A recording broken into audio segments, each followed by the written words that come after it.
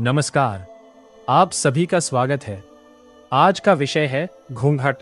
इस्मत चुगताई की लेखनी की खासियत ये थी कि वे समाज और रिश्तों के उन पहलुओं को बेबाकी से सामने लाती थी जिन पर अक्सर खुलकर बात नहीं की जाती। उनकी कहानियों में स्त्री जीवन, सामाजिक मान्यताएं, रिश्तों की जटिलता और इंसानी मनोभावों की गहरी झलक दिखाई देती है। घूंघट शीर्षक अपने आप में कई सवाल खड़े करता है। आखिर घूंघट केवल चेहरे को ढकने की परंपरा है या फिर उसके पीछे छिपी है समाज की अपेक्षाएं, पहचान और अपनी इच्छाओं को लेकर संघर्ष? इस्मत की लेखनी इन्हीं सवालों को अपने विशिष्ट और बेबाक अंदाज में हमारे सामने रखती है। तो आइए इस्मत चुगताई की संवेदनशील और विचारोत्तेजक लेखनी के साथ इस साहित्यिक सफर की शुरुआत करते हैं।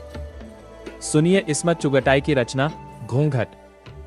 सफेद चांदनी बिछे तख्त पर बगुले के परों से ज्यादा सफेद बालों वाली दादी बिल्कुल संगमरमर का भद्दा सा ढेर मालूम होती थी, जैसे उनके जिस्म में खून की एक बूंद ना हो। उनकी हल्की सुरमई आंखों की पुतलियों तक पर सफेदी रेंग आई थी और जब वो अपनी बेनूर आंखें खोलती तो ऐसा मालूम होता सब रोज़न बंद हैं। खिड़कियां दबीज पर्दों के पीछे सहमी छिपी बैठी हैं। उन्हें देखकर आंखें चौंधियाने लगती थीं, जैसे इर्द गिर्द पिसी हुई चांदी का गुबार मुअल्लक हो। सफेद चिंगारियां सी फूट रही हों। उनके चेहरे पर पाकीज़गी और दोशीज़गी का नूर था। 80 बरस की इस कुमारी को कभी किसी मर्द ने हाथ नहीं लगाया था। जब वो 13-14 बरस की थी तो बिल्कुल फूलों का गुच्छा लगती थी। कमर से नीचे झूलते हुए सुनहरी बाल और मैदा शहाब रंगत। शबाब जमाने की गर्दिश ने चूस लिया, सिर्फ मैदा रह गया है। उनके हुस्न का ऐसा शोहरा था कि अम्मा बाबा की नींदें हराम हो गई थी। डरते थे कहीं उन्हें जिन्नात ना उड़ा के लिए जाए, क्योंकि वो इस धरती की मखलूक नहीं लगती थी। फिर उनकी मंगनी हमारी अम्मा के मामों से हो गई। जितनी दुल्हन गोरी थी उतने ही दूल्हा मियाँ स्याह भट्टे थे। रंगत को छोड़कर हुस्न व मर्दानगी का नमूना थे। क्या डसी हुई फटारा आंखें, तलवार की धार जैसी खड़ी नाक और मोतियों को मांद करने वाले दांत, मगर अपनी रंगत की स्याही से बेतरह चिढ़ते थे। जब मंगनी हुई तो सबने खूब छेड़ा, हाय दूल्हा हाथ लगाएगा तो दुल्हन मैली हो जाएगी, चांद को जानो दरहन लग जाएगा। काले मियाँ उस वक्त 17 बरस के, खुद सर बिगड़े दिल बिछड़े थे। उन पर दुल्हन के हुस्न की कुछ ऐसी हैबत तारी हुई कि रात ही रात जोधपुर अपने नाना के यहाँ भाग गए। दबी जबान से अपने हम उम्रों से कहा, मैं शादी नहीं करूंगा। ये वो जमाना था जब चू चरा करने वालों को जूते से दुरुस्त कर लिया जाता था। एक दफा मंगनी हो जाएगी तो फिर तोड़ने की मजाल नहीं थी। नाकें कट जाने का खदशा होता था। और फिर दुल्हन में ऐब क्या था? यही कि वो बेइंतहा हसीन थी।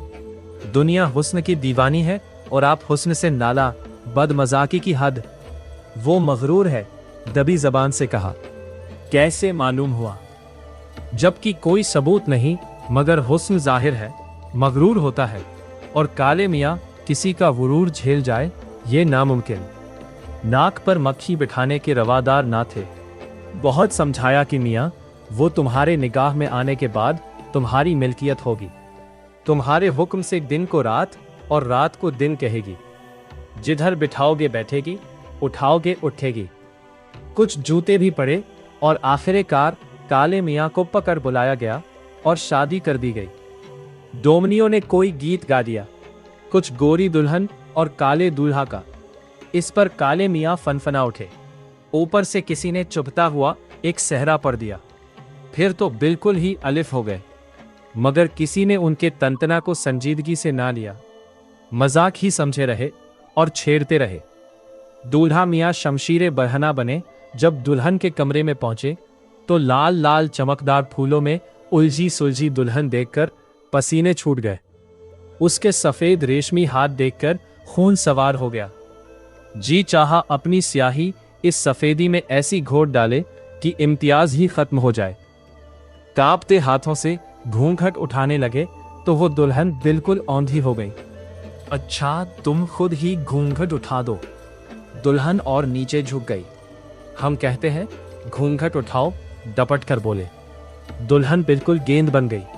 अच्छा जी, इतना गरूर।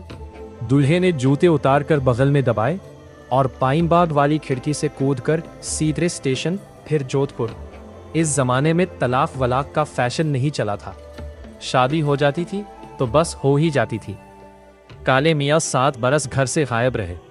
दुल्हन ससुराल और मीका के दरमियान मुअल्लक रही। माँ को रुपया पैसा भेजते रहे। घर की औरतों को पता था कि दुल्हन अनछुई रह गई। होते होते मर्दों तक बात पहुंची। काले मियाँ से पूछगछ की गई, वो मगरूर है। कैसे मालूम? हमने कहा घूंघट उठाओ, नहीं सुना। अजब गाउदी हो। अमाम कही दुल्हन खुद घूंघट उठाती है, तुमने उठाया होता। हरगिज नहीं, मैंने कसम खाई है। वो खुद घूंघट नहीं उठाएगी तो चूल्हे में जाए। अमाम अजब नामर्द हो। दुल्हन से घूंघट उठाने को कहते हो, फिर कहोगे वो आगे भी पेशकदमी करे। अजी लाहौल वला कुव्वा। गोरी बी के माँ बाप इकलौती बेटी के गम में घुलने लगे। बच्ची में क्या ऐब था कि दुल्हे ने हाथ ना लगाया।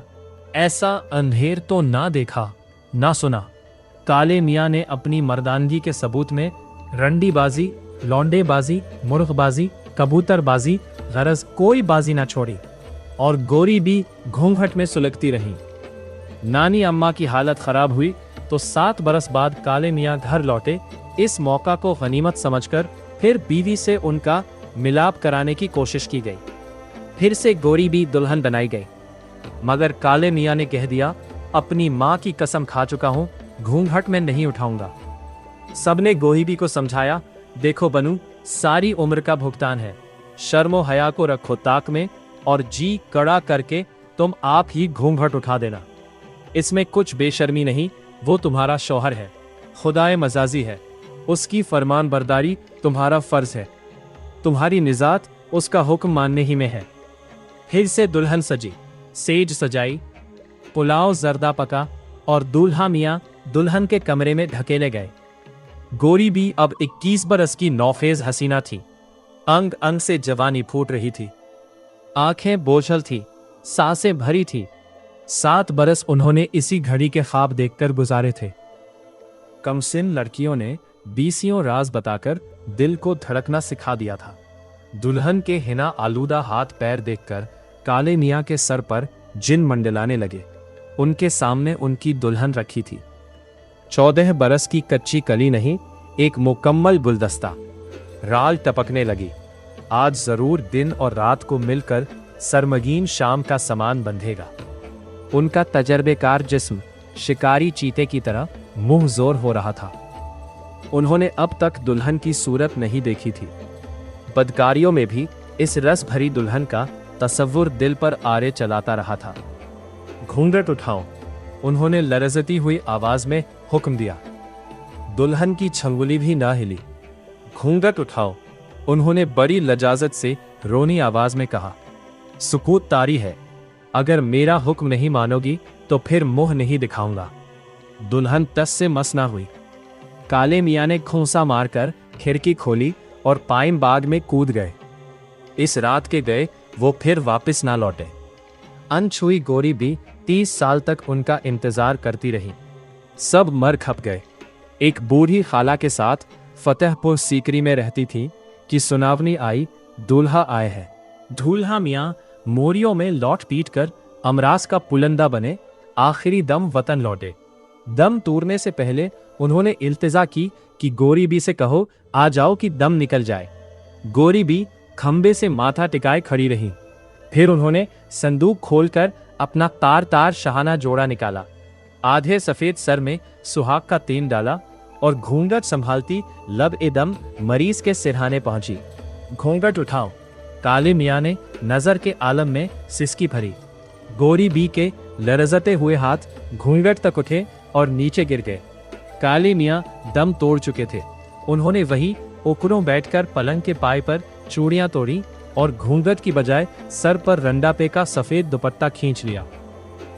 यदि आपको यह ऑडियो पसंद आया हो तो इसे लाइक करें, अपने मित्रों के साथ साझा करें और हिंदी साहित्य तथा भारतीय इतिहास से जुड़े ऐसे ही रोचक ऑडियो के लिए हमारे चैनल को सब्सक्राइब करना न भूलें।